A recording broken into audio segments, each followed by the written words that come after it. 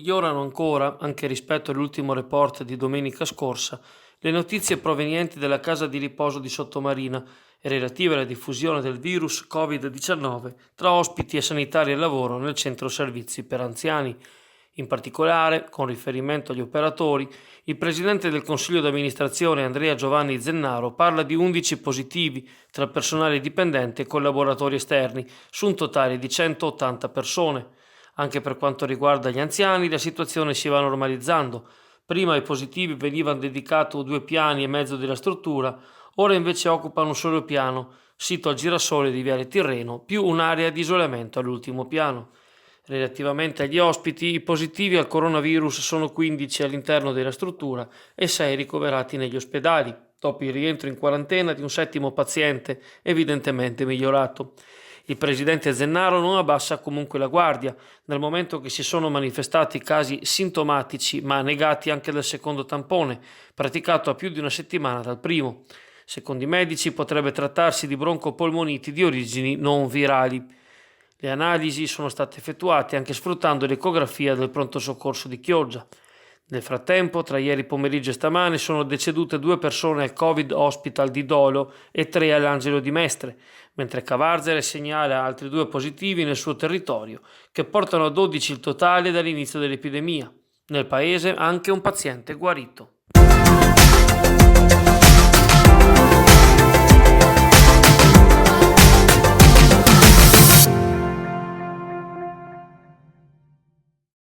La Guardia di Finanza di Venezia, assieme all'Agenzia delle Dogane e dei Monopoli in servizio al porto lagunare, hanno sequestrato 6.000 mascherine già pronte per essere vendute all'estero, nonostante l'ordinanza della Protezione Civile Nazionale che ne vieta l'esportazione. È incredibile, commenta il presidente della giunta regionale Luca Zaia, che mentre c'è chi ogni giorno sta contrastando il coronavirus a rischio della propria vita, ci sia chi viola le norme per i più bassi istinti di profitto senza scrupoli. Per fortuna i tutori della legalità sono sempre all'opera. Ora questi dispositivi di protezione individuale saranno distribuiti e utilizzati all'interno della regione. A Chioggia intanto la locale sezione dell'Avis regala una mascherina personale e lavabile per ogni donazione di sangue incamerata, in un periodo nel quale molti hanno timore di sottoporsi a prelievi o anche a visite di laboratorio. Avis comunica che le donazioni sono sempre auspicate nel pieno rispetto delle disposizioni inerenti all'emergenza. Si può donare il proprio sangue dopo 3 mesi dall'ultima donazione per un uomo, dopo 6 mesi dall'ultima donazione per una donna. Il bisogno di sacche ed emocomponenti è necessario per garantire l'assistenza ai pazienti sottoposti a trasfusioni. Per questo la donazione è consentita anche quale giustificazione per chi deve autocertificare il proprio spostamento da casa.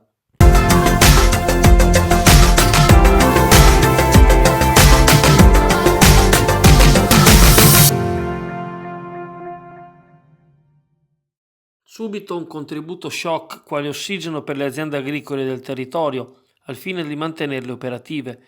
A medio e lungo termine, il ripensamento della filiera che dai produttori e dalle loro organizzazioni, attraverso la trasformazione e la distribuzione, porta sulle tavole il radicchio di Chioggia. Le 2 soluzioni sono state esplicitate questa mattina durante un incontro in videoconferenza tra il comune di Chioggia, rappresentato dall'assessore all'agricoltura e ai mercati Daniele Stecco, e dall'ufficio politiche agricole con il dirigente Gianni Favaretto, e le associazioni di categoria come la CIA, la Coldiretti e la Confagricoltura, assieme all'ortomercato nella persona del presidente Giuseppe Boscolo Palo. È chiaramente la situazione del radicchio a preoccupare il tavolo verde, con il suo valore sceso addirittura a 10 centesimi. I problemi sono strutturali da anni, commenta l'assessore Stecco in dialogo video con Chioggia Azzurra, e il coronavirus ha accentuato uno stato che già di per sé non era roseo. Ora, in una situazione totalmente negativa, deve poter emergere quel cambiamento necessario a risalire, perché nel sistema c'è qualcosa che non funziona. Obiettivo del meeting a distanza è la redazione di una lettera agli enti sovraordinati, Regione, Governo, Unione Europea, per chiedere l'utilizzo di strumenti finanziari appropriati, ad esempio i piani di sviluppo rurale. Le aziende rischiano la chiusura, continua Stecco, se non mettono entrate a bilancio. Per cui si tratta di racimolare denaro, sapendo che ogni comparto agroindustriale è in difficoltà e che i soldi erogati non saranno moltissimi. Si confida intanto nel prossimo decreto Conte, che sarà emanato probabilmente alla fine della settimana, il quale metterà in campo altri 50 miliardi. Risulta tuttavia difficile determinare l'attuale perdita effettiva del settore radicchio. Il presidente di Chioggia Automercato, Giuseppe Palio, stima in almeno 3 milioni e mezzo il danno, ma si teme le cifre possano essere anche più alte. Un ulteriore aspetto considerato nella videoconferenza di questa mattina riguarda i frigoriferi delle imprese commerciali a largo raggio, che sono ancora pieni del prodotto raccolto nei primissimi mesi dell'anno. Questo stallo, acuito dalla chiusura dei mercati internazionali e dal blocco degli alberghi, dei ristoranti e dei catering, penalizza anche la vendita del radicchio nuovo e fresco. Tra le ipotesi avanzate, l'obbligo di distruggere il prodotto stoccato nei frigoriferi, come già avvenuto in passato, e il futuro prossimo non si annuncia più roseo. Ci aspettiamo anzi un'altra ondata di difficoltà a maggio, ha concluso l'assessore Daniele Stecco.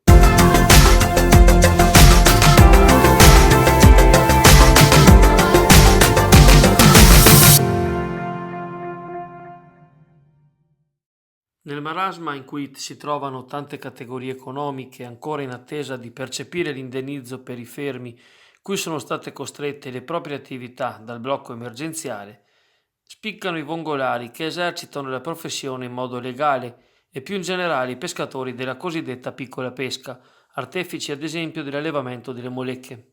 Fermi dal 10 marzo, i vongolari pare non abbiano ancora percepito alcun indennizzo, dal momento che la categoria specifica non rientra in alcune di quelle inserite nei decreti del Presidente del Consiglio Giuseppe Conte.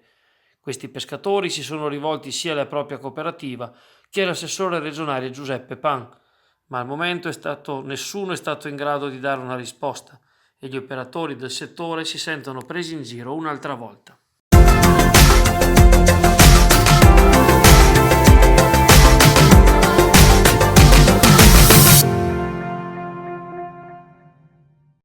La consigliera regionale Erika Baldin interviene relativamente al bando per elettrificare la ferrovia Adria-Mestre, chiedendo che analoga operazione venga praticata anche alla linea Chioggia-Rovigo.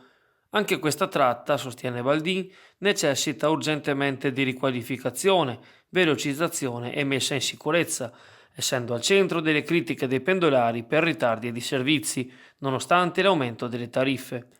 Baldin ha presentato oggi un'interrogazione alla Giunta regionale per conoscere quando verrà emanato per Chioggia e il Basso Polesine un bando analogo a quello della Società Regionale Infrastrutture Venete nei confronti della linea Adria-Mestre. Anche questi lavoratori, conclude l'esponente del Movimento 5 Stelle, hanno diritto a un servizio puntuale ed efficace. Purtroppo da anni la ferrovia Chioggia-Rovigo versa in condizioni di abbandono da parte della Regione, con continui ritardi e cancellazioni improvvise dei treni.